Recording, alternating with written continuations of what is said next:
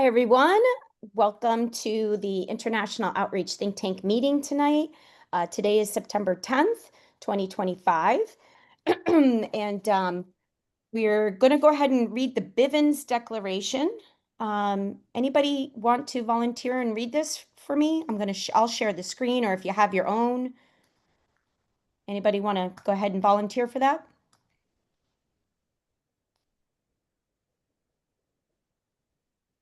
If you bring it up, I'll read it, Tammy.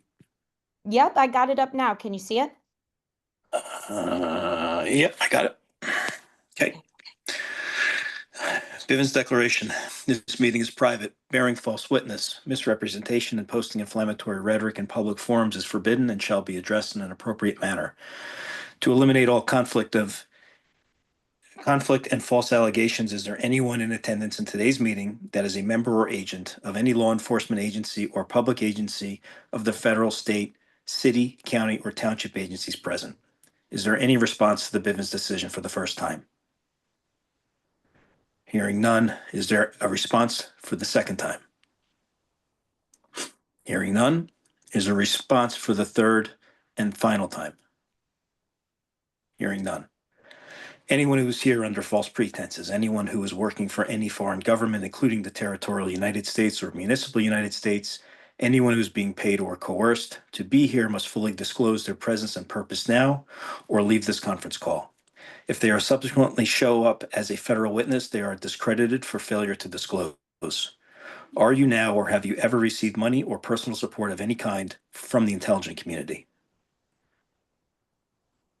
Upon no response to this notice of the Bivens decision, this meeting shall now proceed. Handing it back to you, Tammy. All right, thank you. I'm going to stop screen sharing that. And we're going to pause before we, I guess I'm going to give us a quick prayer, and then I'm going to hand it over to Darren and Muki so they can give us an update. Okay, dear Almighty Creator, just thank you for the fellowship of these men and women that come here tonight. And let us open our minds and our hearts and receive the information from each other to help with each of our assemblies respectively, and help to bring forth great outreach efforts on each of our state assemblies. And we just thank you for You said it, where we are, it's like your wife bringing the spirit of bringing the spirit of truth and honor and courage and respect and grace for one another. And we just thank you for that. And we just ask that you continue to guide us and lead us on this path and give us the strength and the perseverance. And in Yeshua's name, we pray all this. So think it, so feel it, so speak it, so it is. All right. Okay, I'm going to give the floor over to you, Darren. If you wouldn't mind giving us the update, we'd love to hear it. Yeah, wonderful, Tammy. Thank you so much. Yeah. As I mentioned before, recording was hit. I'm here with Muki. We are in the middle of a town tour. So today we're in a city called Toowoomba, which is in the middle of a farming district.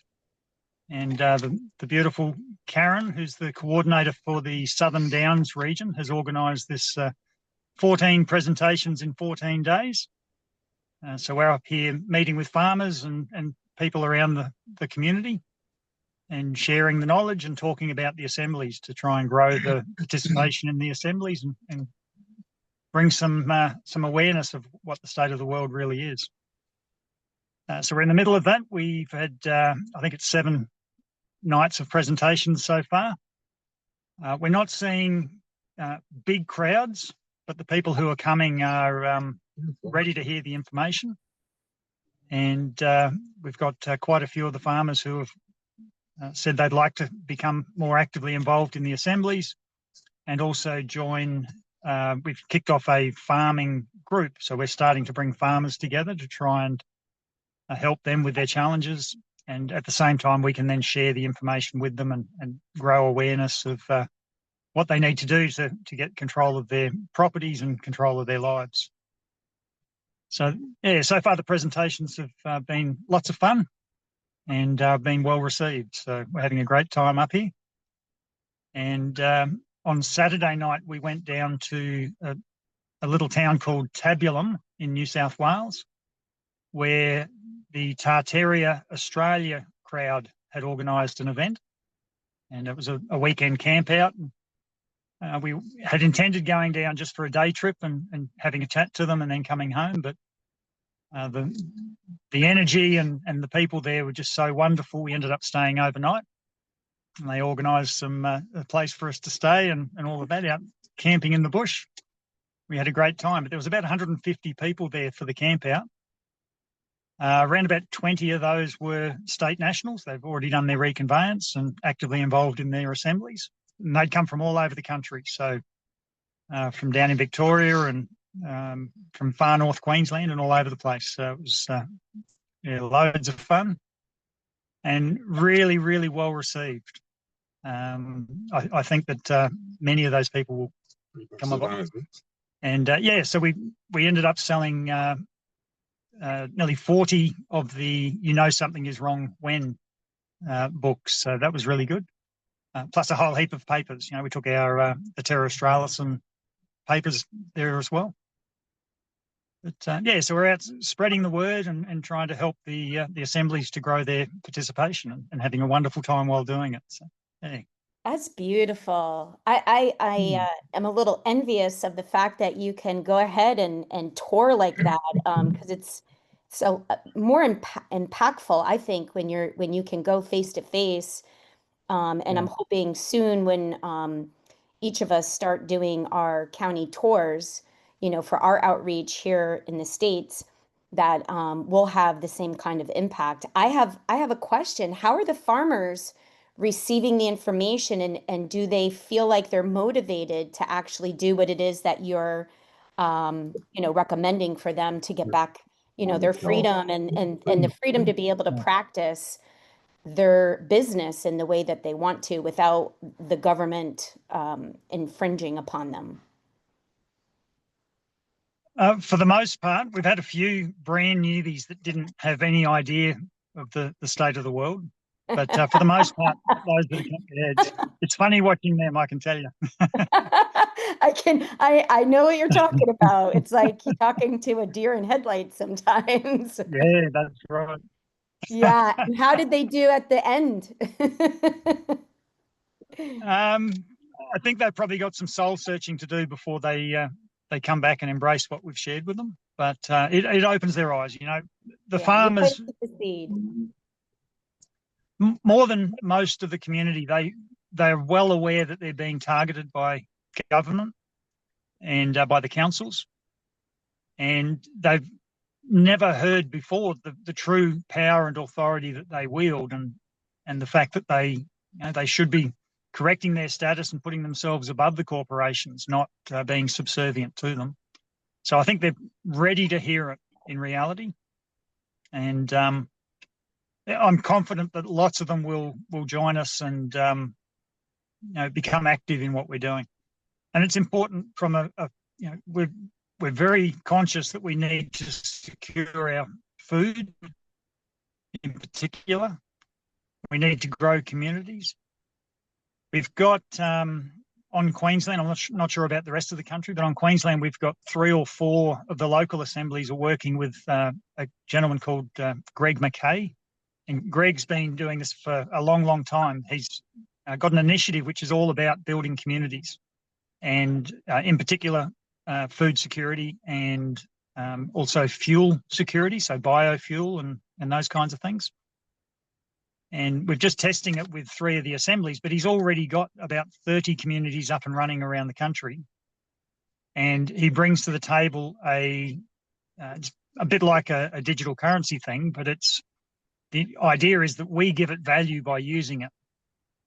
And so it's a way where barter works well within your local community. You can swap your carrots for beans and all that sort of stuff, but using a form of currency, you can also then trade between communities. And he has a truck that runs all up and down the East Coast, and The idea being that he pulls into the community, he drops off the food and stuff that's being delivered, loads up with all the stuff that's being sent out. And then with the biodiesel, the community fills his truck up so the truck can keep running.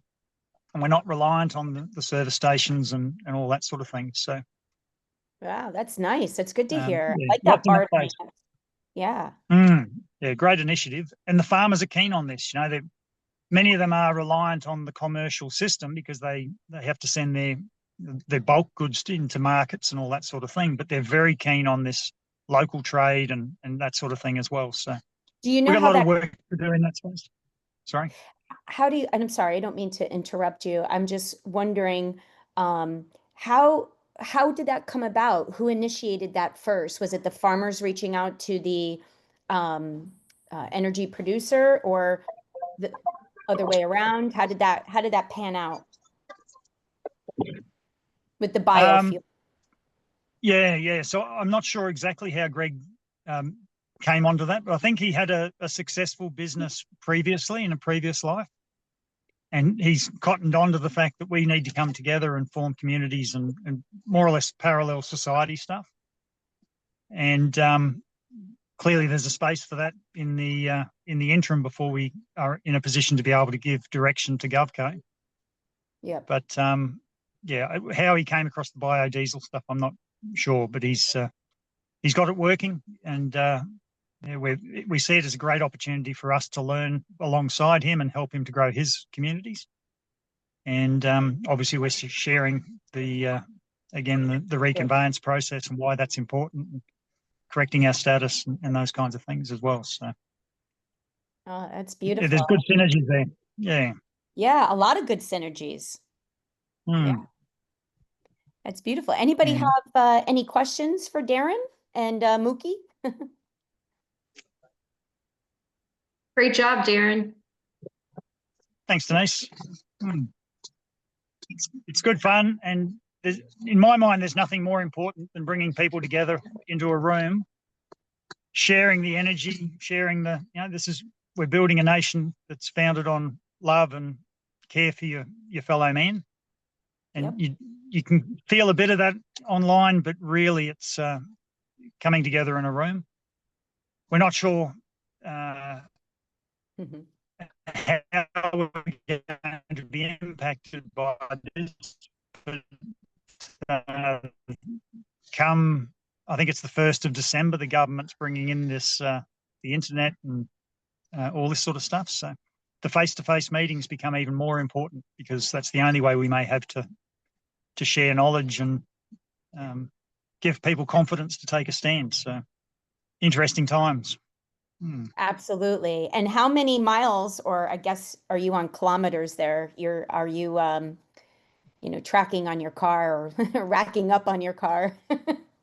We'll go take it outside and show the number plate. So in this automobile that we're sitting in now, in the last 13 months, we've clocked up 65,000 Ks. So Darren's going to jump out of our automobile and show you the front plate, the well-worn. You with that?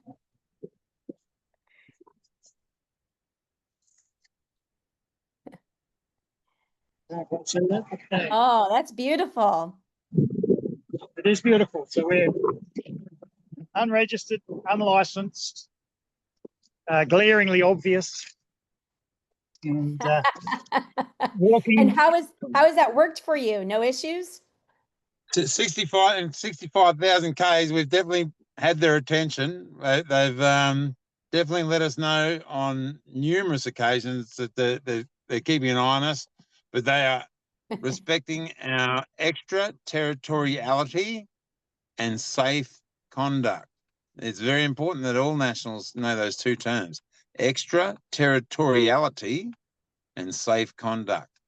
So, yeah, they're respecting it, and we're very much appreciative of that. What exactly, because that's a new terminology that I'm hearing, is the extraterritoriality? What is that? Yeah. Check it out. Bring it up on, maybe you want to share it. Share the definition. You should be able to, on a little phone, but if you're on a desktop, bring up extraterritoriality. and or safe conduct. It's diplomatic immunity, basically, and this is how we travel, and we can travel around the world. They can't stop us. It's we're peaceably going about our business without usufruct contract. No using the poisonous fruit, Adam and Eve, or Snow White, or Apple computers. Apple computers love pushing the poisonous bitten apple in our faces. It's all about use of business fruit anymore after we reconvey. And the Bible makes it very clear we must depart from evil. Job 28:28. James 2:9 makes it very clear for it's a sin to respect persons, and Romans 2:11 backs it up by saying there is no respect of persons within truth and honour, and have been for a long time. You would have seen by the look of those number plates, I'm just about ready to replace them because it's just about worn out. They're nearly 10 years old. I yield. Muki, you guys are rubber banding a So little if you bit. point in the back, if you stay with that. Sorry about that. Can you guys hear us? I think you're frozen, but I did look up the extraterritoriality. If you show them in the back, all the Yeah, have I gone? No, I'm not muted. Oh, there you are. happy days. All right, you were rubber banding there for a We're little back. So bit. you can show in the back. So we've got a carload. We've got rid of lots of them. We've sold lots of the books. Anna's books. We could just see your roof of your car. Ah, I can't see me anymore because you've got your screen up. But I did put up the definition, and the AI says extraterritoriality is the application of one's nation's laws to events, persons, or property that occur outside its own physical territory. This legal principle allows a country to extend its jurisdiction beyond its borders, and it is sometimes contested by other nations, such as the European Union's view that certain extraterritorial sanctions violate international law. Historical examples include agreements in the 14th century for Italian merchants to be subject to their own laws for foreign cities, while modern instances involve issues like corporate responsibility, cybercrime, and sanctions against non-US entities. That's an AI overview. Yeah.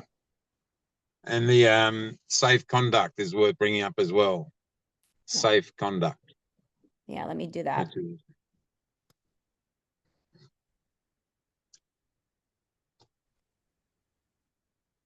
Immunity from arrest or harm when passing through an area. Oh, that's a good one to know. That's a great vocabulary word for us. Thank you, Muki. I feel like every time I talk to you, the last time when I interviewed you guys, I learned so much. So thank you for that. Well, we're all learning from each other. Yeah, for sure. And we appreciate you guys in the land down under. So, all right. I'm going to go on with, unless anybody has any more questions for Muki or Darren, I'm going to go on with, our agenda items. Anybody? Tammy, thank you so much. We'll have to tap out now. Yeah, thank you for coming on. I appreciate that and giving us an update. Good luck to you guys. Safe travels and safe conduct. Very much. Send in our love. Hey, Tammy, I got a question real quick. Much love. Thank you. Oh, hold on. I think go for it. Who said that? Andrew. Oh, Andrew. Hi, Andrew. Go ahead. I just wanted to see if I could if you guys could remember Darren and Muki. Could I get your emails by any chance? Sometime, or could I email you? Hey, just Darren at Terra Australis States Assemblies.com. Tammy might be able to share that one with you. But yeah, we're on a phone and we're going to have to hit the road. So okay. All right. Andrew, I can send that to you. Appreciate it. No worries. Yep. All right, bye, All right. guys. Thanks, guys. Thanks, guys. Have a good night. Hooroo. All right, so just going to go over some old business. You know, I'd love to get more assemblies represented for the, American State Assemblies podcast. And so, if you guys can, shoot out to your assemblies and try to gather people on your state assembly to represent. And I'm going to put this out there and offer any of the model counties that are, gathering and getting together and want to be interviewed. That would be an honor to be able to get you guys represented as well. So, just reach out to me and we could schedule that. I'd love to see, more people represented. I think the more we have these interviews, the more the people are going to see that we are assembling and we are doing the work and, and we're getting it done. So, and they get to see who you are and, you're sharing your information, your contact information so they can get in touch with your assembly and work all this out. So, thank you, Denise. Andrew, Denise shared Darren's information, his email address in the chat for you. Thanks, Denise. All right. And I just also want to point out on all the agendas, all of our resources are always listed at the end, at the bottom of the agenda. So we've got our Telegram page, we've got the 2 iStrive accounts, we've got the 2 links for both YouTube and BitChute for the interviews with all the assemblies. And then we've got the 1776 Union YouTube channel and the Claim Your Inheritance website on there as well. So, and as we go along, I'm sure we'll add if there's other things, that people are working on. If there's something that would be helpful, like some kind of a website or something that you think would be great for outreach, you could always send that to me and I could add it to the agenda so that we can get this out to everybody. And that's it for the resources. I did have on here that Louise has scheduled the Resurgence Coordination Teams meeting is the number 2 is for Sunday, September 14th. And that's 5:00 p.m. Eastern time, 4 Central, 3 Mountain, and 2 Pacific. Okay. Louise, maybe you could just touch on that real quick. Who received that invite for that? Do you want me to share that out with the International Outreach Group? Do you want me to share that? Or is there a specific group of people you have already on your list? No, that's to be shared with every state and county assembly. Okay. Mm-hmm. All right. So I'll make sure that when I send the link out for the playback link, I'll add that in there as well.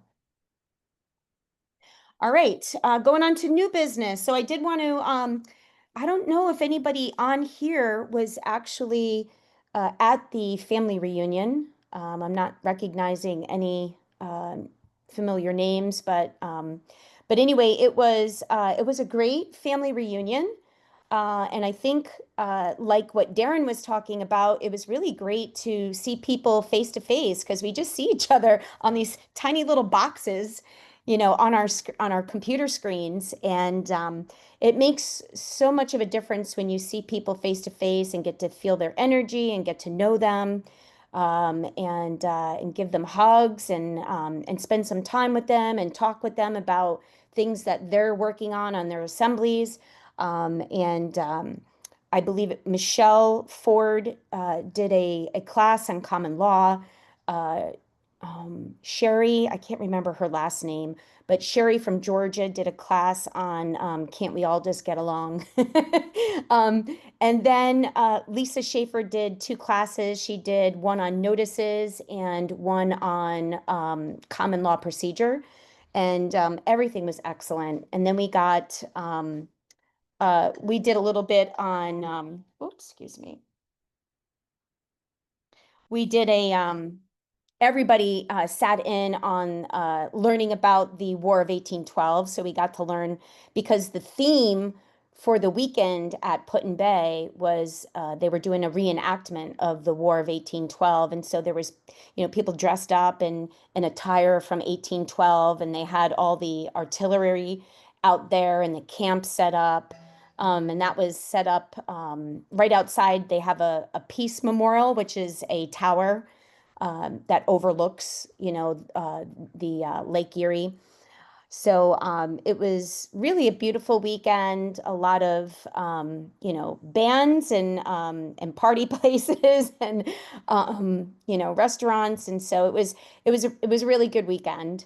And I will say, since, we're talking about outreach, that's what this meeting is for.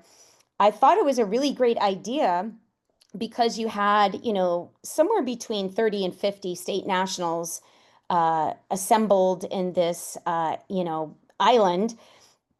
And everybody was wearing their state national attire and holding, our peacetime flags. And we were walking around holding these things. And I think on Saturday they had a craft fair and a booth set up with all the information and paraphernalia. But I will say that it was excellent outreach, and it was probably a great idea. It gave me some ideas, for some stuff here on New Jersey as far as attending, possible craft fairs, or even when our state, because we've got a lot of history here on New Jersey, when they do reenactments of something, that all of us show up and in our, state national attire and bring awareness. We were getting a lot of looks. If we had T-shirts or sweatshirts that had the civil peacetime flag, it did spur up some good curiosity and questions. And I believe they did some outreach and got, some people interested in coming into their assembly. So, and especially since it was geared towards, our history, the event itself for the weekend was geared towards a historical event. And actually it was the last war that our government actually, declared. So it was a great, outreach initiative. And I just, if anybody on Ohio, sees the playback and was there, they really did a great job at hosting the event. They were very generous and hospitable with, their food and planning the event out and all the time that they spent to do it. So a great big thank you to them. Now, before we go on to new business, does anybody have any questions about the old business that I just reviewed? May I? Yeah, go ahead, Louise. Yeah, so I would like someone to send us an article or two, some pictures of the family reunion, so we can post it in our newsletter, either PKTF newsletter or on our blog site. We're going to start our news blog so we can get into practice and start practicing producing those news articles about what we're doing there on our communities. Mm-hmm. Awesome. So yeah, so that's a call to action. If there's any great writers and they want to do a little write-up, that would be appreciated. So I know I have photos I can share with you, Louise.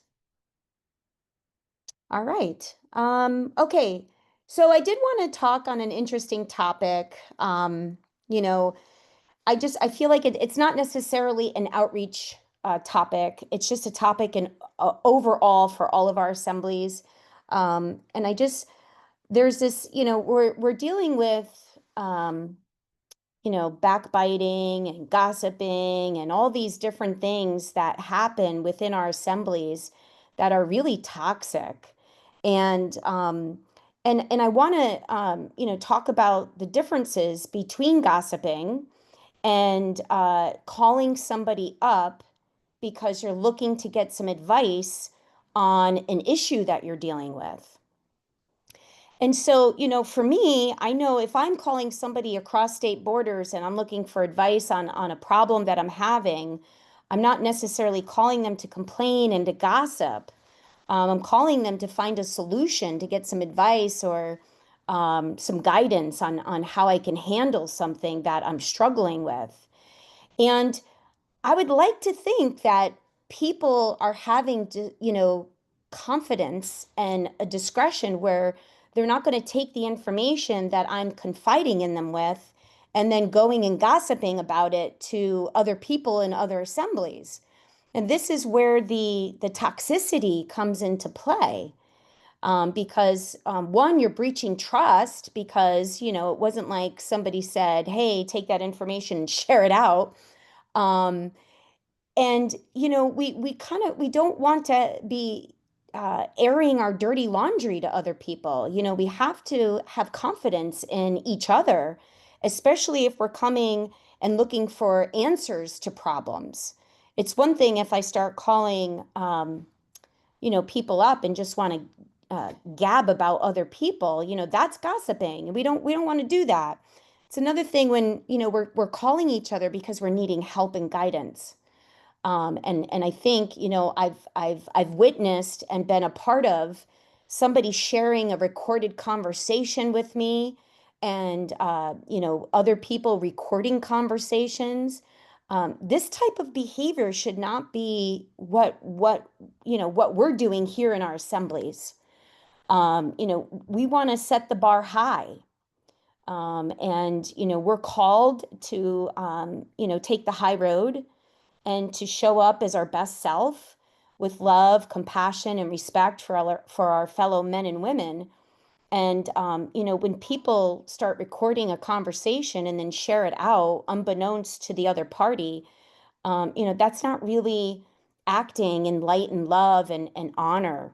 And so, I think that it would behoove us to set the standard high. And if people start gossiping, I know sometimes when I call somebody and I'm looking for some guidance, and the next thing I know, there's gossiping going on. It's easy to get caught up in it. Very easy to get caught up in it. But, it's not something that we should, play telephone with and just take that information and share it with the next person and the next person. And before you know it, something that, was something simple and silly has now turned into something defamatory against somebody. And so, we have to show up and be the better man and woman. And, I'm hoping that this message spreads far and wide to everybody. Like I said, we're all fallible. And so, we've got to recognize when we're getting sucked into something and learn how to not allow ourselves to fall prey to that. And so, it's just a little message, a little heart to heart, because we want to see everybody succeed. That's what we're here for. And I know for us, we're gathering on this call tonight because we're trying to pull our heads together with our big brains and share resources and try to improve our outreach efforts. Because right now, that's the number one effort that, outreach is such a big thing for us, the education and the outreach. And so pulling together and pulling our heads together and sharing resources and honoring people when they have ideas and letting them speak and just showing love for one another, I think is so important. So, and I just want you all to know that I just appreciate and love and adore all of you. I know there's so many of you on the call tonight that is doing amazing work on your assemblies. I know I've got quite a few people on my assembly that I'm super grateful for. And just, you guys are working really hard, and just thank you for sticking through the ugliness. Thank you for still showing up. Thank you for persevering through, and thank you for finding your space where you can shine and let your talents and skill sets, be used and utilized. So I'm all grateful for you all. So, all right. There was a message that was shared with me from Kimberly on Michigan, and she was recommending somebody named Alex to give a little, I think it's more of an educational piece on free postage. They did get back to me and say that they couldn't come here tonight. I had it on the agenda, but you know, I'm going to say that if anybody's looking for any information on free postage, I know I would be. So if Kimberly or Alex want to maybe present, if they had a slide presentation or an article or something that they've put together and they want to share that, I'd be more than happy to send that out. And we could actually add that to our ICE drive that's labeled for education. I think free postage would probably be really appreciated right about now. And then I just want to, before I hand the floor over to Louise, because I know she has some things to update us on, I'd like to open the floor up to all of you to see if you've got any successes with outreach that's going on your state, if you want to share what you're doing, maybe some challenges or anything to that regard. I'm just going to open it up to you guys. So you have the floor. I've got something really quick. It's Denise. Hi, everybody. Hi, Denise. Hi. One of the outreach things that we were doing was setting out memes and kind of tractor beaming in, you know, anyone who was interested. I am on the verge of getting the title for my car, and I used Debt Remedy to erase the loan. You don't have to be a state national to do it, but you can be one to do it. So it's a process. It took about 4 months. In 3 weeks or so, I should have the title. When I do, I'm always the first one to say that I want to test everything and I want to know for a fact it works before I say anything to anybody. But I mailed it off today, so we'll see. If they don't send it to me, then I'll know it doesn't work. But that is a great outreach thing that I would, you know, open up to all the assemblies, because everybody's interested in Debt Remedy. So also I had success with 3 of 4 credit cards, and the 4th one is being put to bed. And then I'm working on my medical debt. And I think all of those scenarios in little snippet videos would be great for outreach, and I could share them with everybody. One issue we're having is that a bunch of people that I have brought to the table, it's taken more than 6 months for the recording secretaries to make them an ASN. And some of them still don't have their papers or are being put off. So it's kind of a problem. And so I've sort of, you know, stopped my outreach activities on my assembly until they can get the process. So the recording secretaries, there seems to be a lot of, you know, chaos and misinformation. I don't know if other people in other states are having that issue, but I've got one girl that's tried to start in April. She's still not recorded. So, and these are simple, you know, 1779s, etc. So that's something that's going on. If anyone else is having any problems like that, let me know. Maybe there's a lowest common denominator that we can, you know, wipe out in one easy swoop. I don't know what it is, but so thanks. I yield. Well, you just loaded a whole bunch of stuff on us, and I've got questions. I don't know if anybody else had questions, but I would absolutely love it if you already had instructional little videos, like short videos to explain Debt Remedy. I would put that on our playlist on the New Jersey Assemblies outreach and education channel.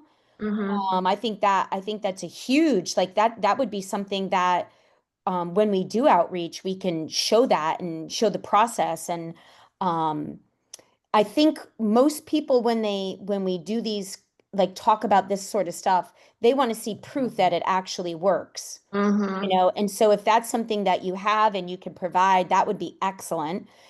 So there's that. The second thing that comes to mind on what you touched about on the recording secretary. Now, in my opinion, the most ideal scenario is for us to get our own LRO, like each state has their own LRO, because then all of our officers and all of our people have control over how things are who's the recording secretaries. And, you've got people that can check in to see if their documents are getting uploaded, and we just have more control that way. But I will want to say that there is a website called, and you might know of it already, but it's called correctyourstatus.com.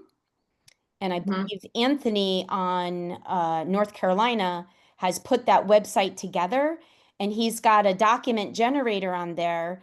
And it's already set up for the people to put all their information in there. They follow all the steps. I mean, he has outlined every single possible step. And then it takes them, I think they have to create the account. There's a video with a whole instructional video on how it works, but it's no charge. So people can go, but the other thing is that they'd have to take their documents and have them recorded, right, on their state. Or he did say, I think the bucolic land recording office, I think what he said is it's available for people to actually upload their own documents and record them themselves. Those are all great things. And also, let's not forget global, right? I've been actually sending these people to global because, they've got their documents already.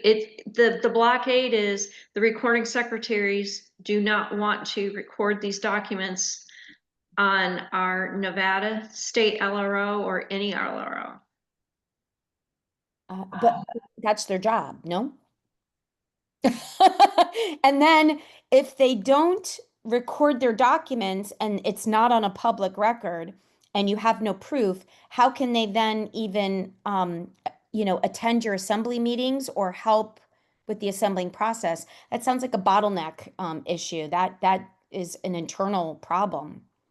Well, that's again a great point. And one of the ways you build your assembly is to have a recording office for the assembly. So right now, many of these people just got diverted over to global because at least I was able to get them their documents generated and they can use a notary to record on global. At least they're not losing that time. But still they can't get on their assembly because there's a block to record on our assembly. So, and Louise has her hand up. Yes, Louise, go ahead, Louise. Thank you, Denise. Well, thank you. So Denise already covered one of the parts was if you're running into problems, global is one option that you can go record on. Correct your status was one Tammy already mentioned. And then I put in the chat the bucolic living law. You can go record your status on. And I was going to mention stand up, but I'm going to let Karen take care of that one after I get done, because that's another opportunity. So we do run into issues. We're running into issues. That's okay. We're going to work around those issues. The concern that you have with the recording secretary is a different issue altogether that needs to be taken care of. But we're working around that by getting these nationals recorded by these other options. So that's what we're going to do to handle that one. And I'm going to let Karen go ahead and talk about the option that Stand Up has available. Thank you, Louise. Thank you, everybody. So yeah, there's lots of options out there, and as you brought up, there's no better place than to record on your county, just because the county knows exactly who's doing the work recording, and it just makes sense. This way, the counties actually control their recording fees. They are working with their own recording secretaries. There's just so many compound and cascading positive reasons for each county to have their own land recording office and simply bypass some of the drama that's happening on these state assemblies. So it's at standup.land. I'll put that in the chat for people. There is the training videos for the document generator. It works automatically. It's absolutely free for people to generate their documents. And then, of course, it's an incentive for the counties to go ahead and get set up. It's only $100 to get started. No, wait a minute, maybe $50. Let me check. I think it's $50 per county to get set up. And this way you defer the cost of the software, because as each ASN comes in, it only costs $15 that goes toward the cost of the software. And so this defers the cost for everybody, makes it easier for all the counties to get set up. And the training videos are on the website, and we have a meeting each week. So we look forward to inviting anyone that wants to come, and we look forward to getting some feedback. So thank you for your time. Awesome. Thank you so much, Karen. And yeah, I love the fact that you guys had put together some training videos, and you're offering these recording services on the counties. So $50 seems like a reasonable price. So yeah, thank you for that. Anybody else? Any questions for Karen or on stand up? Karen, can you put the link in the chat for the training video on that? Oh, thank you so much. Sure can. There's a lot on the website. So mainly you'll find all the information is on the top tabs, and it's under the communications, products, and one other part on there too. So just reach out if you have any questions. Beautiful. Thank you so much. All right. I think that's it. Louise, I'm going to hand it over to you. The floor is all yours now. And I will add into the chat your notes that you sent. So Thank you. So yeah, so what I'm gonna go over, I did put in the chat there already. So I want to first go over the ICE Drive. I've been uploading things to the ICE Drive to update it with the information we have as far as edits that are going on with any of the Resurgence Project materials. Whenever I edit something, I upload it there and copy over the old version. So anytime you go there, you'll see the newest version. So if you was there 3 months ago, when we start in July, yeah, 3 months ago, you might want to go there again and see if there was anything changed. I uploaded the Silver Bullet folder because, let me see if I can find it here and show you. Silver Bullet folder here. That is what the living law firm and Anna and the litigation that Saturday, I think it's Saturday's litigation that they're trying to come up with a silver bullet for every person to use when they're up against the de facto or anything like that, legal problems. So I went ahead and got this information from Doug and said that I would go ahead and upload it here to our educational platform so that everybody could have it available. This is the most recent one that they have for anybody to use. The videos there for training, for you to follow along, why they put what they put in it and all that kind of stuff. So that's there. And then I uploaded the other information for the Resurgence Project. As far as peacekeepers have one folder themselves, all the things that the liaisons, sheriffs, and militia commanders, all that phase 3 portion is going to have it has a folder by itself, and any of those documents that we're talking about using and the strategies that we talked about is going to be in that folder. The training reference guide, or the reference guide, the PKTF reference guide that we're putting together, been working on for a while. Once it's completed, it's going to go in that folder. I also have a single file section that I decided that I was going to put there. And it has in it all the different charts that we've been talking about as far as the county charts and the 4 pillars chart, the 2 pillars chart for the county. All of that is in the single file section. Well, all of that is in the project charts and graphics section. The single file section is where you're going to find the video that I made called We Are the Government. So that's in the single file section. And our commitment to the Declaration of Independence document, that's in the single file section. So I do make periodic updates to documents and periodic uploads of different documents that we might create after the fact that the launch has taken place. If we come up with some more better or just additional ideas, I will upload it there. Secondly, I want to touch on is the scope of our mission. Our mission in the Resurgence Project is to reconstruct 3 jurisdictions of government. And that came out in our strategy task force sessions while we were devising these strategies. There's a state assembly government, a county assembly government, and a town government that actually needs to be reconstructed. Tammy, I'm gonna go ahead and take your question. Thanks, Louise. Before you go on, I think I might have missed it. When you were saying the things that you uploaded to the iStrive account, your video that you did that's on the Claim Your Inheritance, because I haven't, oh, good, you have it up here. Do you have the slide presentation? Is it up on here? Where would I be able to find it? I didn't put the slide presentation there. I just put the video, but I could upload the slide part. Yeah, because when we start to do our county tours, that's what I'm going to use. You know, because I'm not going to play the video. I just want to give the presentation ourselves. So if you wouldn't mind doing that, that would be great. Now, Tammy, are you talking about the slide presentation for We Are the Government, or the slide presentation that's on the homepage of claimyourinheritance.info? So what is the difference? Yeah, so the difference is, let me go in here.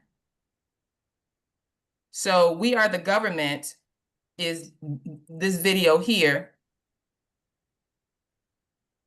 The official launch. So for those, this one.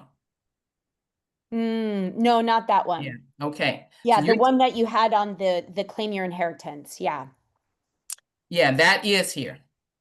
That is under this one. Do not edit. International Public let's see. Notice. That's the variation of postcards. Let's see if I put, okay, so this is the public notice one. So you're looking for the slide presentation would be the PowerPoint. Okay, perfect. So that, yeah, that is there. Okay, fantastic. Thank you. Okay. What's that? All right. So the scope of the 3 jurisdictions that we are reconstructing. So I put in the chat, also attached to this, my new meeting notes, is this email, PKTF Affiliate Director Conduct. What has come up is a lot of state assemblies are questioning whether I'm going about the proper process to assist the counties in organizing and assembling. So I had to ask, you know, I'm getting the question, so I'm sending emails back. And this was I would say just the basic email that I send back to anyone who's questioning why I'm doing it the way that I'm doing it. Well, I just sent the email to let you know how I've been communicating with Anna to see if I'm doing this right. So this, I'm not going to go over it, but you all can go ahead and take a look at that. And she just actually emailed me today. And I think it's important that I highlight or talk about it, because there is a lot of confusion and concern if we're properly assisting the county assemblies in the proper process. So the conversation with Anna today, let me see if I can find it here. So there's been several assemblies that's asking me or questioning me, why are you doing it this way? And so I had to ask Anna, can we have a meeting so we can talk about how we're going to go through this process with all the state assemblies and the counties who's having a question about this? So she says this whole conversation needs to be rebooted. There is no particular order of organization implied by our situation, except that implied by our starting position. It's perfectly good for people to organize both their state and their county assemblies at the same time. When you walk through the door as a state assembly member, you are automatically populating a specific county or parish within that state, okay? So I respond back and say, yes, can we reboot by having a meeting with you with all these county and state assemblies in conflict at the table to discuss how this process is going to be followed.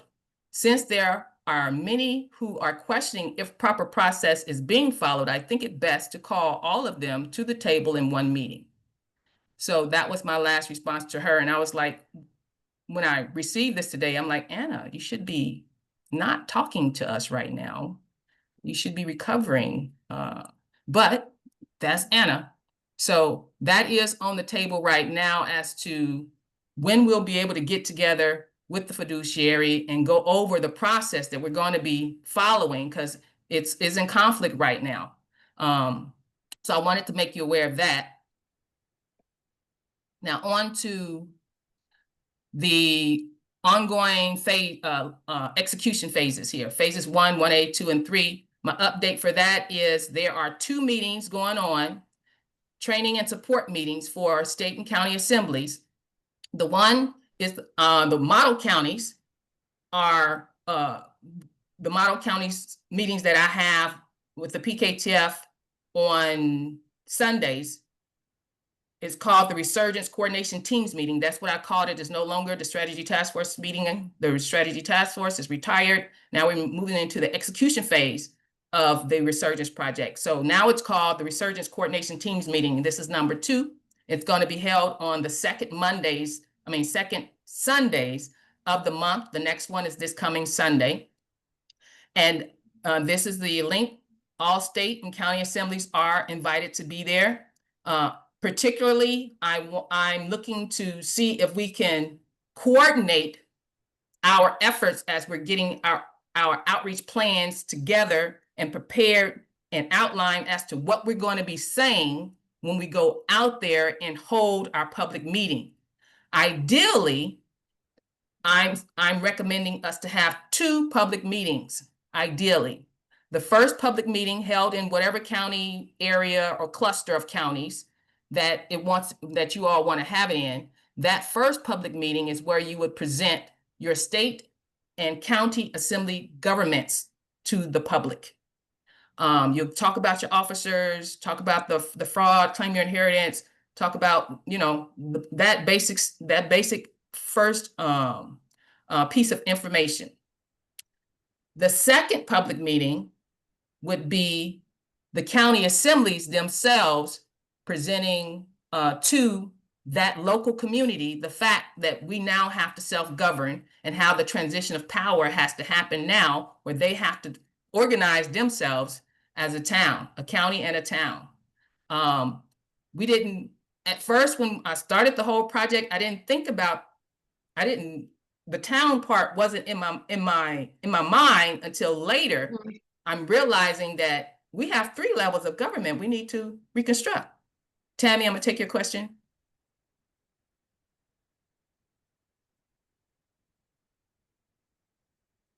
I can't hear you. Tammy? Can y'all hear me? Sorry, I was having a hard time getting to my mute button. It was going on and off and on and off.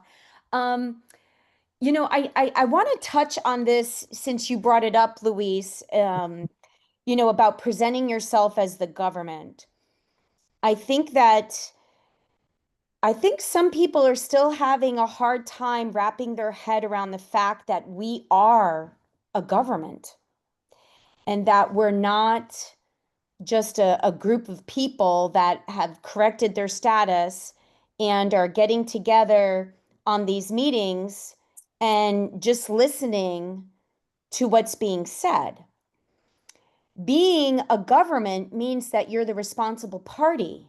It means that you're now required to think long and hard about what's being discussed, what's being presented, what's happening on your state, what is your employees doing on your state, and how are you going to get into the mindset and then embody what it means to be a government. So you can't just think, oh yeah, we're the government, but you have to embody it and know what that means to be the government. Like, you're the responsible party. I've had a few people over the years that I've been a part of my assembly, that one person in particular who held two roles at the time and didn't show up to a meeting. And we were expecting them to give an update on, their two positions that they were holding. And they never communicated that they weren't going to show up to the meeting. And when I asked them, hey, how come you didn't tell us that you weren't going to be on the meeting? Well, I don't have to tell you that I'm not going to be there. You're not my keeper. And there was this attitude that, if I don't make it, I don't make it. I don't need to tell you anything. And it wasn't that, we're trying to be the boss of their life, but you're holding a position. That's the difference, is that you've got to believe that you're the responsible party, that you're here. Anna keeps saying it. I don't know how many times she has to say it, but she keeps saying it. It's nobody but us and the chickens. It's us. We've got to do the work. And so showing up to meetings and not even looking over the agenda, not having an actual critical thinking opinion about what's on the agenda, what are we talking about here? Why does this matter? And then having an attitude that I don't have to tell you, then what are you doing serving in two positions if you're not going to show up to the meetings and you don't want to be held to account? So I think that there has to be a huge mind shift. And then when you start to, it goes back to, this is like biblical stuff, whether you believe the Bible or not, but it goes back to thinking it, feeling it, and speaking it. There's all that you have to embody being the government, and you have to show a sense of responsibility and accountability. We are the responsible parties. And just like they say, we have this great power now. We are free. And with that power comes great responsibility. And I think, the problem that we face is that we've been living in a society where they've allowed us to have a big brother, and we don't have to think for ourselves anymore. We don't have to think critically. We have experts to do that for us. If we get sick, we start coughing. Oh, what do? You go to a doctor. I don't, but I know this is what they've trained us to do, right? Oh, go to the doctor. The doctor will tell you what you got to do, and then they put you on a prescription drug, and then the next thing you know, you got hives or something else. So why do I have a hive? Oh, I got to go to the doctor, and he's got to tell me what to do for that now. This is the mentality that I think that we've been living in for so long that it's going to take a great deal of effort. That's why the inner work has to happen first, where you're working on yourself to get to know and embody that you are the responsible party. And when you show up, it's not because somebody told you had to be there. You're showing up because you are responsible, and you have a sense of responsibility to be there, because you want to do the work, and you want to see a difference in your government. And it's only going to be you that's getting this work done. So that's all I want to say. I'll get off, my soapbox. I didn't mean to, lecture or anything, but it's just really, I think, important, when you are trying to get people to show up and represent themselves as a government, that mindset needs to be there. Well, watch that video. We are the government, over and over and over and over, to get that mind shift to happen. I'm going to take the next question. Apple Ridge? Oh, it's Annette. My apologies. Okay. I'll rename it right now. Holy cows. I'm on the wrong email. And you got a different picture up there, Annette. You threw us all off. I'm so sorry. Yeah, that was like 5 years ago. I look so much younger now. Go ahead and answer your question. Did you have a question, Annette? Oh, wait, hold on. She's muted. Yeah, Tammy, I wanted to say kudos to you. Awesome. Great speech. I give that speech to my group every freaking week. They need to hear it. They're not getting it. They don't get it that I think I told Louise that the other day that I gave them the speech about a chicken, the mama chicken, that she says, hey, we got these seeds. Does everybody want to come help plant them? Let's make some bread, right? And everybody's like, oh, yeah, that sounds great. And nobody shows up to help her get the seeds ready. And then she says, let's plant them. And nobody helps her get till the garden and then plant the seeds. And then she says, you know, we need to hoe these crops. Nobody shows up for that. And then she says, okay, well, now it's time to harvest it. And everybody says, yeah, but nobody shows up. And then in the end, she says, let's make bread. And everybody says, oh, that'd be great. Yeah, good idea. But nobody shows up. And then she says, oh, the bread's ready. And everybody shows up. Right? So I have to tell them this story in a very basic way so that they get, Louise, and your message that if you don't like the government we have right now and you do nothing, you're as bad as the last 160 years that got us in this mess in the first place. So I'm so excited to be part of all of this, and you ladies inspire me. And thank you so much. Thank you, Annette. So I brought this image up. This is a graphic that came up after the launch of actually demonstrating what we're actually doing. So I have help seat the state assembly. Then I have in red county assembly in middle position affecting reconstruction of both jurisdictions. Then I have the small circle, help organize American towns. This helped me to, I began to realize the position that the counties have. The counties have a grave responsibility in this, in trying to get our government reconstructed. And I'm going to say this, based on the relationships we have, determine who what that word government means. And I say it like that because the de facto is not our government, but they are a government. Our state assemblies are the American government to the de facto. When you get to the sovereigns on the soil, they're actually the creator of all of that. So they're the government in relationship to everything else. The state assembly would be an instrumentality of the government proper in that sense when we're relating everything. So to reconstruct our government, we have to go way to the grassroots to get everything up and going. And I'm realizing that the county assemblies are in a position where they need to reach in to their towns and they need to reach out to their states. And that is the objective we're going to have here in the Resurgence Project. And that's why I say, ideally, you need 2 county tours.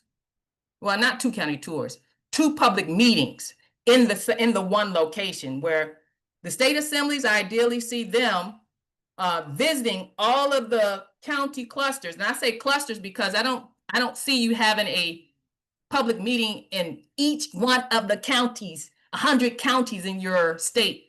I see you clustering them together in like a 2-mile radius of driving radius and picking one of those counties and having a meeting there and inviting other people to come. And then that host county will remain there while the state moves on to the next cluster of counties. That they have their first public meetings, then that county, hosting county, will stay back and hold that second public meeting while that state assembly moves to the next cluster of counties. That's ideally how I see it should work efficiently, because the state gets to go around to everybody, not one at a time, and the county gets to stay behind and do the grassroots work, because grassroots work got to be done. But I don't think that would be the responsibility of the state assembly to do the grassroots work and to get the towns and stuff organized. We don't know how to organize a town yet. We're going to learn. We got to learn. I'm going to take your question, Tammy. It's not necessarily a question, but I know this was, you and I discussed this, but on our assembly, you know, we don't have anybody yet that's motivated to start their county assemblies. So we're, and we only have 21 counties on New Jersey. So it's going to be it'll be not very, but it'll be easier for us than, you know, states like Florida or California or Texas that have, you know, so many counties. But but we're starting with the county that has the most populated people, and we're going to start there. And I don't think that the county would want to have a public meeting for their county. However, the way that I see this rolling out for us is that as we're doing these county tours and hopefully populating more of our people, getting more people status corrected, and as we grow and then go along doing the county tours, that eventually maybe the second time around, or maybe even by the time we're done with the first round, maybe the counties then will be ready to do that second part, and we'll just introduce ourselves, you know, the state assembly will come in and then the county will follow up, you know, and we'll be ready for that phase of it. But right now for us, I know for my state is these county tours are more kind of like what Muki and Darren are doing, is trying to get the people status corrected, so that way we can get them brought up to speed and then hopefully step up and help with the work, because there's really just like a handful of us that are doing all the work right now. And so, you know, it's wearing, you know, and tiring. And we need people to keep their energy and morale up. And so there's only so long that you can sustain with the same people doing the work all the time. And so we do need more people coming aboard and helping out. And so that's kind of our goal with this county tour. So, Yeah. and I know you said that it's, you know, everybody's going to have their county tours look different. And so I just wanted to put that out there for everybody, because they need to realize that this initiative is flexible and people can work it however way they see it's going to work for them. So. Exactly. Thank you. Thank you, Tammy. So every state assembly, every county assembly needs their outreach plan. What is your outreach plan going to be? And with having in mind where you're starting from, what do you have to work with? What does your county, what does your state have to work with? What people you have to work with? All that kind of thing. But we all know where we're going. We got to do 3 jurisdictions. We got three of them to get through. So yes, and the model counties. Now, what a model county is, for those who don't know yet, and what that name means here on this page, is the model counties are the unions in the union state, in the soil jurisdiction, and the model counties particularly are the ones who agree to get all the counties in their state rallied together. So they may spearhead helping the state assembly choose which clusters they're going to go through. You know, so that's what the model counties are role is. Now, but your county may not want to serve as a model county. That's fine. Your county may want to focus on, I'm just going to focus on trying to get my county aware of what's going on. Like Tammy said, we're going to try to get these counties aware first, and then we'll start building that county assembly there. Maybe you're one of those counties. You need to be at these meetings too. So we got, you know, different roles that the county will play at the beginning, but the county ideally is going to have to play in the middle. I don't want to say monkey in the middle, but they're going to have to play in the middle. They're going to have to help the state assemblies get seated. They're going to have to help the towns get declared as American towns. So that's what these meetings are for, the Resurgence Coordination Teams meeting. I don't know how many we're going to have, but we have this one going on, and then we have the stand-up county support meetings going on. I hope I got this link right here, Karen.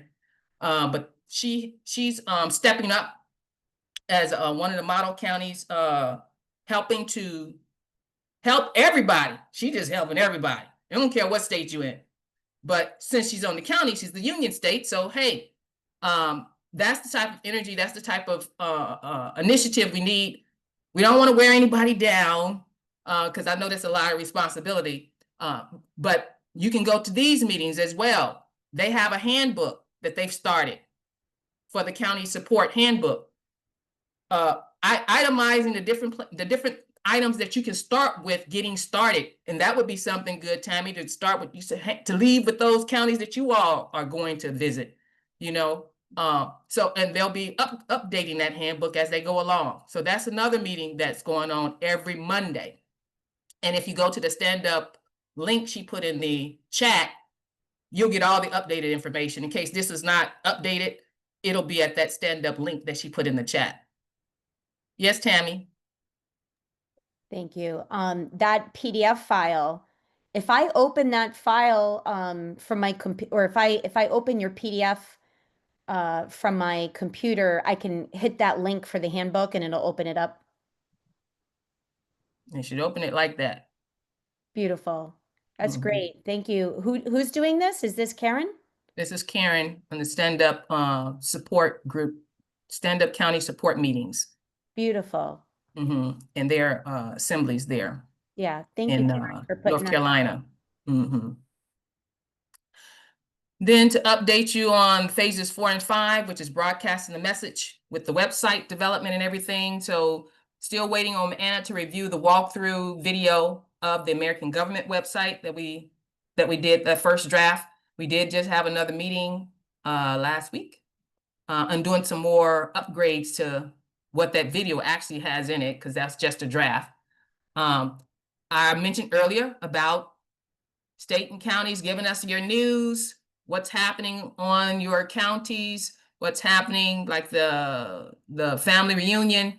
Go ahead and send it to us. We can publish it in our newsletter. The PKTF has a newsletter, and I'm working with a national who is helping to start the news blog, where we will start publishing regular, all of the news elements. And I put in the chat the news elements that we've talked about as part of phases 4 and 5. Remember these documents? This is how we envision our news platform to be. That one, and I put in the chat this one here. We have different international, national calls going on regularly already that can have a slot in the news slot. That type of thing we talked about, and how we wanted to lay out the different segments, the Federation's news, the de jure news, de facto news, global news, galactic news, all of this. Well, anybody out there who wants to be on an IT team to start developing this aspect, phases 4 and 5, the news platforms. Now, it also includes a American State National University School versus course platform also. All of that is what this section of this phase of the project is about. Now, and this is not in cutting stone or anything. This is just the ideas we came up with initially. You might come up with a better idea, or even a different idea. It don't even have to be better. It's just different. And because you're working on it and you chose to step up, you get to go with your idea. So that is what we have on the table. Call to action for anybody who wants to be on the IT team to develop a TV platform. And we need an editor to help pull those articles together to go to be put into the lineup for the TV platform and for the blog news platform. So we need that person. So that's what the second website development team will be working on.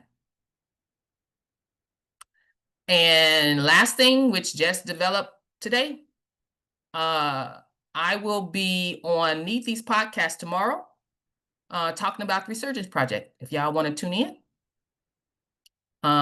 that's going to happen tomorrow at 7 Eastern. Any questions?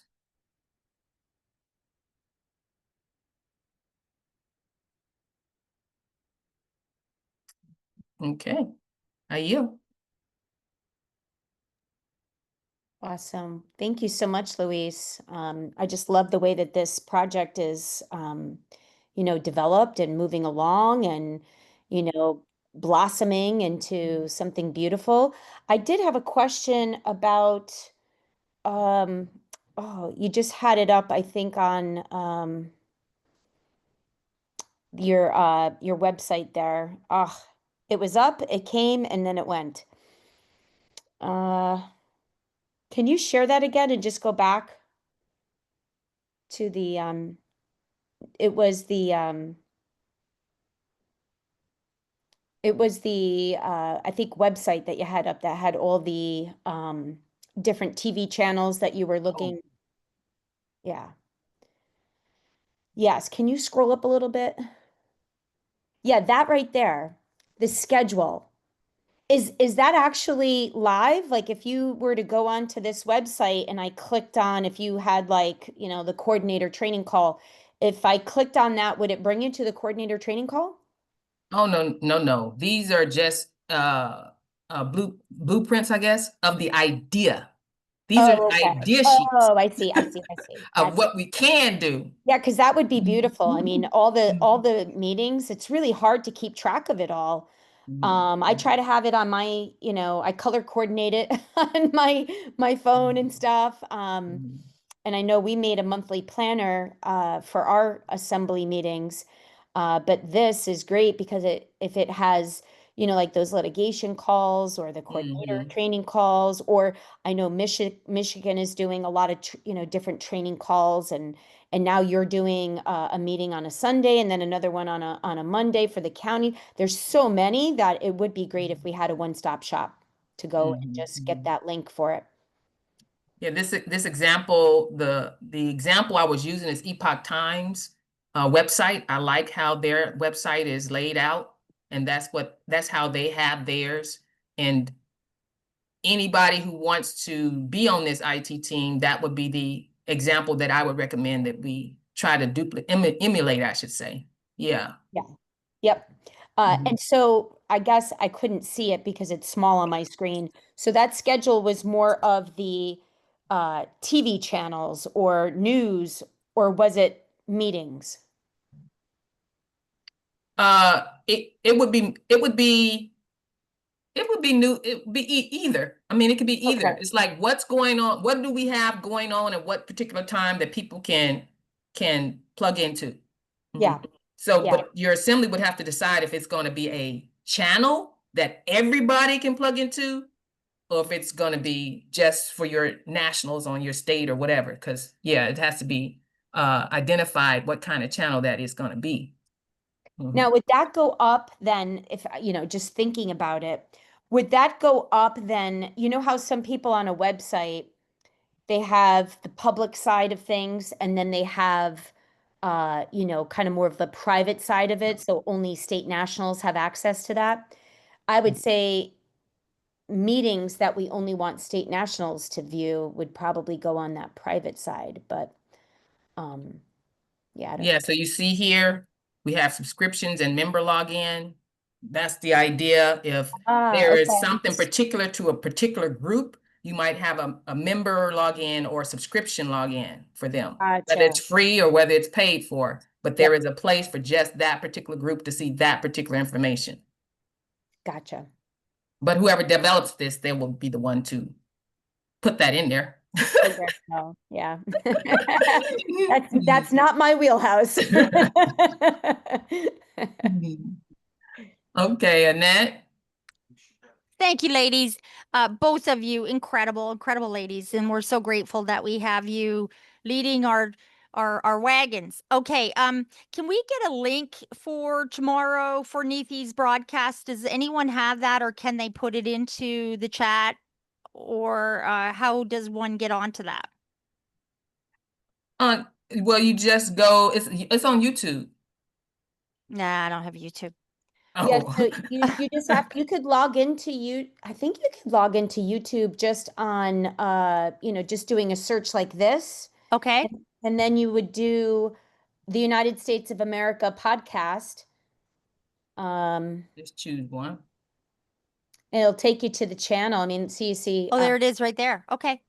All right. I can, that's high tech or low tech enough. I can do that. Okay. And usually it'll say live on it.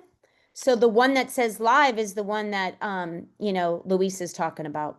Okay, spectacular. All right. And for the counties, I guess this is addressing both you, Tammy and Louise. I have about 5 other counties that want to be included in this knowledge-based stuff. A, is that appropriate? And B, do I just send you their emails? Are you talking about the International Outreach Think Tank? They are just, I shouldn't say just, they're wonderful people stepping ahead to be organizers on their counties, and they would like to be part of the knowledge base that we are, you know, putting forth that you're sharing with all of us. So which would be appropriate and how do we do it? You could send me their contacts and I'll add them to the list for the invite for this. And then, you know, Louise can get that. So when she has the meetings, because, yeah, the meetings on Sunday, right? What is that? The coordination teams. Yeah.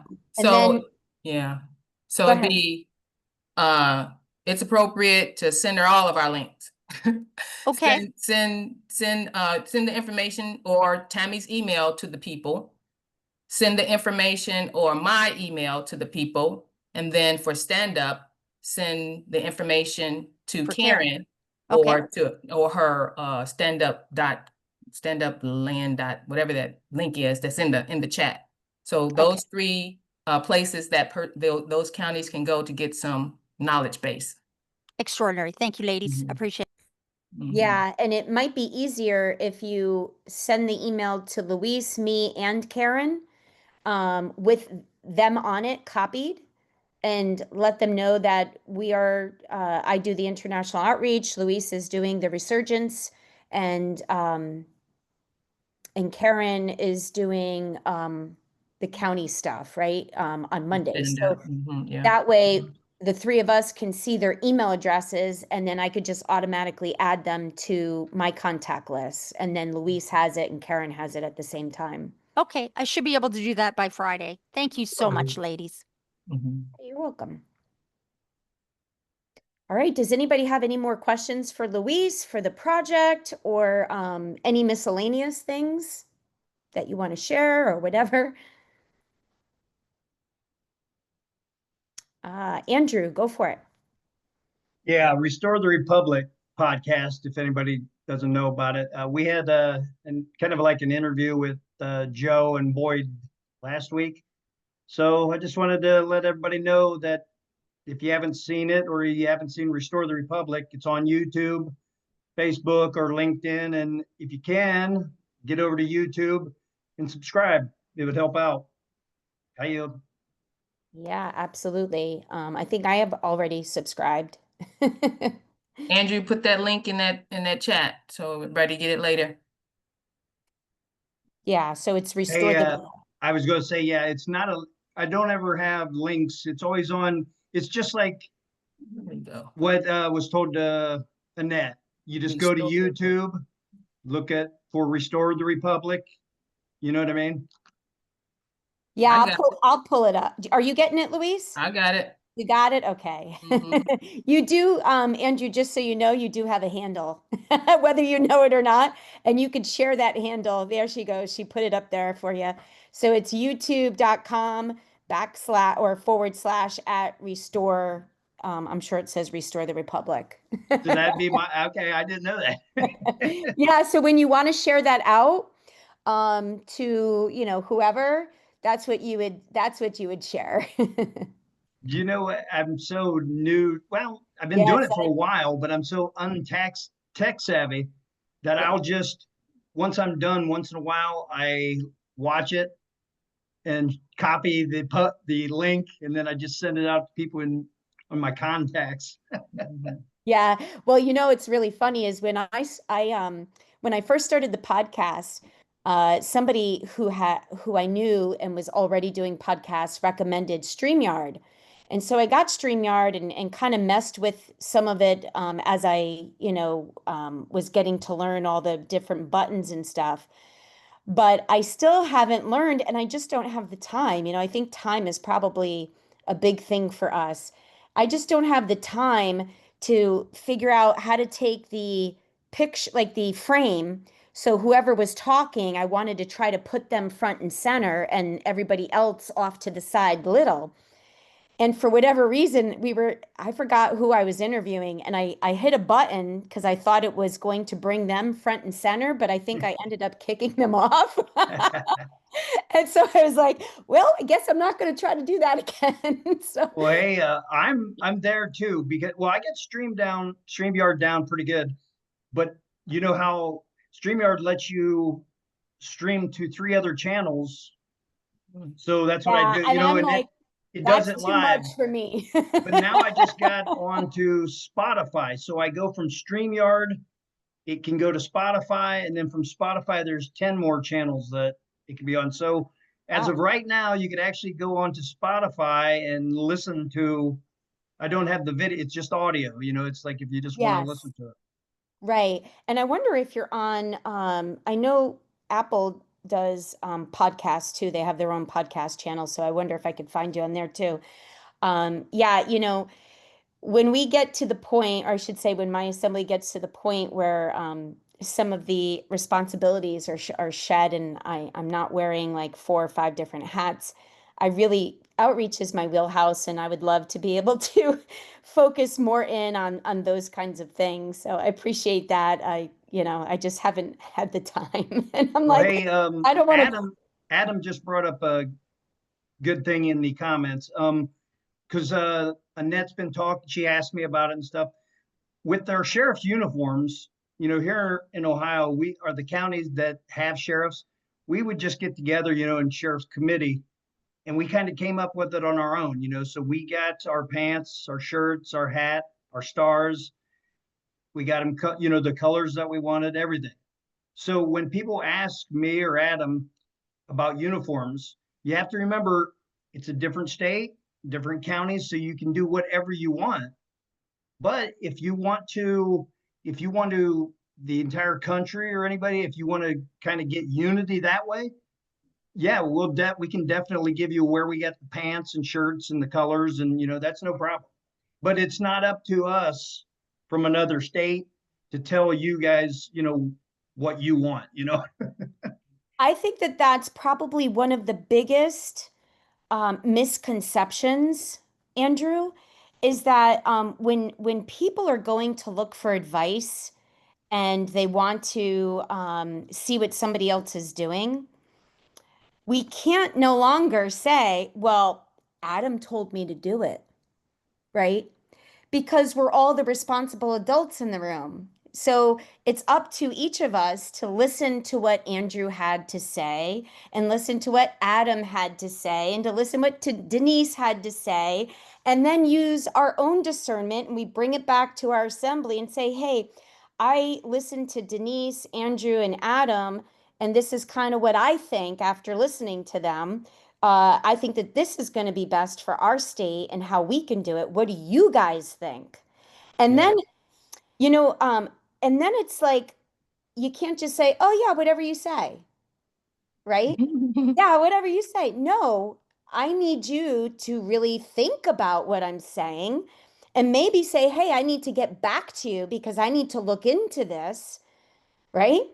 And then you do your own research, and hopefully you bring your own thoughts and your own research to the table, and then you could come up with some of your own ideas. And so that's the kind of practice we need to start getting into instead of just being agreeable. I think that's the other thing. When people see that everybody's not agreeing, they think, oh, we're not getting along. There's all this chaos going on. And I disagree, because I love to hear everybody's different viewpoints. I think that if you say it respectfully and politely and compassionately, and you're not accusing somebody and you're not attacking them, I think that it's healthy debate, and it's you're sharing your ideas, and that's how we're all going to be heard, And that's how we're all become critical thinkers. Anyway, Louise. Yes, on the subject of uniforms. So there is a graphic artist who wanted to help. Came to PKTF, said, how can I help? So we're working with him to see if we can just build a store where, as far as uniforms go, he does silk screening, patching, embroidery, things like that, so that your uniforms, we can embroider your logo on it or whatever it is that you want on your uniform, on your hat or wherever. So that type of idea is under development with the graphic artist, with the PKTF. To start an online store would be one of those things that we can offer to county sheriffs. So when you do order your uniform, we can have him embroider your logo on it, or whatever it's called. I don't know what the sheriff patch is called or whatever, on your back or your jackets, and put your jackets on, or whatever it is. So we want to. We think we're working on developing that idea. I yield.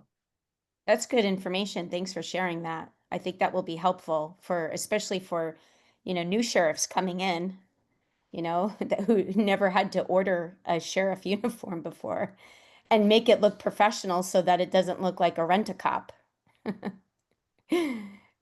Andrew, go ahead. Yeah, I just wanted to say another thing about what Adam was saying. The PSO is a separate organization, from PKTF and all that stuff. Separate organization, and they don't have any uniforms or anything yet. So when you see me or Adam or anybody else I host that's sheriff from Ohio, we'll have the same uniform, but it's just our counties. That's what we got for our counties. So the PSO doesn't have any uniforms yet. And can you, for those newbies that don't know what PSO stands for, can you just explain that? Well, you know what? I'll let the founder explain it if he's here. Sorry, guys, I'm not on video tonight. It's just the Peacekeepers and Sheriffs organization. So what it entails and it strives to do is to educate peacekeepers and de facto policy enforcement agencies, commercial sheriffs, and the differences between our jurisdiction versus theirs, the differences between the three constitutions, the three different contracts, not the state constitutions. And we can eventually get into the state constitutional stuff as we get further along. But the main thing I want to focus on PSO wise is just educating them on the various types of constitutional violations that take place daily because of statutory civil stuff that they're taught, and help them be better informed. So it kind of cuts down on the types of violations that occur against Americans or unsuspecting citizens. And, this way it should cut down on, potential litigation against those types of people and the de facto. And, I'm not about hanging people right off the bat. There has to be some type of re-education, reintegration type program. And I figured, well, we're so far out ahead, Andrew, myself, and a couple of the other sheriffs on Ohio, of the stuff we've been covering over the past 4 or 5 years, that, why not, since we're already so far out ahead, start with the interfacing, start bringing the materials to them. And probably by next summer, we'll be doing like a state tour, scheduling meetings as the PSO, going around and just letting them know, hey, we're here, introducing ourselves, giving them the educational material that we're discussing, probably talk about the podcast a little bit, and then just move on from there. By then I'll have business cards and all that type of stuff, and the websites will be up. And Denise is on. She's more than welcome to do the PSOA website and put that up. I just want to do a final review before, the materials that she's going to post. I just want to check those out to make sure that they're kind of in alignment with the vision, and then go from there. Adam, I love that. So if people are looking to get more information but they're not sheriffs, but they're looking to learn more about the position, what you guys are doing, what does the position entail, how are you, educating and building that bridge with the law enforcement officers. Where would they be able to join the PSO, or is it across state borders, or is it just within your state? Well, we've opened up our sheriff's education. It's a special purpose meeting. It's typically on Sundays. We haven't really been having a ton of people show up from other states. We've had a few people that have been pretty active, but when the state took a break, I think they took like a session break, that kind of stopped for a few months. So we're getting ready to get back into the swing of things, and Sundays usually at 11:45 to like 12:30. It should cover, just the basics, for a few weeks, and then they should know enough by then, whether they want to get engaged or not. Do you have playbacks We don't record those because it's special purpose. And just because, like you said, people are recording stuff anyways, and we have figured out that, some of that stuff has been used kind of for various reasons, to do things that, that you wouldn't want to have done. So we just chose to not record those. If somebody else records them and we know we're not recording it, it didn't come from us. Do you have any kind of materials that you're putting together to give? And I'm asking these questions because, and my coordinator, actually, I think both of the coordinators were on, but one of them is still on tonight, and we were having this conversation about trying to engage our law enforcement and beginning to try to build bridges and bring some education to them. And we would love to have some training. We were kind of waiting. I was happy to hear that Andrew said, you guys did the podcast with Boyd Adams and the Peacekeeping Task Force recently, because we're looking for some materials and some guidance on how to go about reaching out to, like our local police force and state troopers and that sort of stuff. Yeah, so Andrew and myself, we're here to answer those type of questions. I mean, it's not so much based around material. I mean, yes, we do have stuff that we cycle through about every 8 or 9 weeks, and it's on repeat basically. But the majority of that type of interfacing is very simple. We can explain that over the phone or on a Zoom. I can personally throw something custom together because not every state is the same. So being that Ohio's very different than, say, New Jersey, I'm not familiar with your municipalities or how they operate. I'm more familiar with New York because I've dealt with cases up there. So, it really is like an individual type thing. So I would prefer to be custom about it for now while things are kind of fresh and starting out. And as things get, rolling, this is kind of what I hoped the PSOA advocates would get involved with. So that way I can give them the stuff that needs to be covered, and then they can do their admin section stuff on it and kind of alleviate me, because I'm inundated pretty, 5-6 days out of the week just with that type of stuff.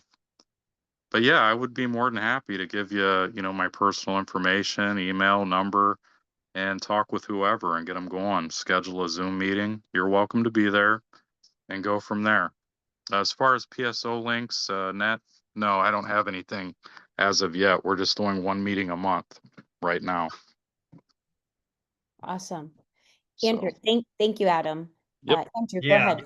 I just did, not to confuse people, the PSO is an organization, with peacekeepers, but just for sheriffs education, we, like Adam said, we hold that on Sundays, and it is just information where anybody can come in and anybody can talk. We'll go over a subject.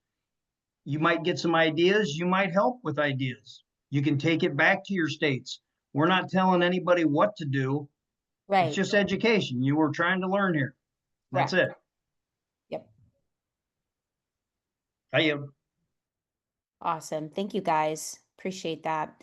Anybody have anything else? Any questions? No? All right. I'm going to close this out. Thank you, Louise, for your updates. Thank you, everybody, for your contributions. And, we are going to have our next meeting Wednesday, October 15th. So mark your calendars, same time. All right, guys? Thanks a lot. All right. Have Thank a you, good Andy. Thank you, Sending love. everybody. Thank you. Everybody have a Bye, great everybody. night. Yes, you all too. Good night, everybody. Good night. night. Thank you. Good night. You. Good night.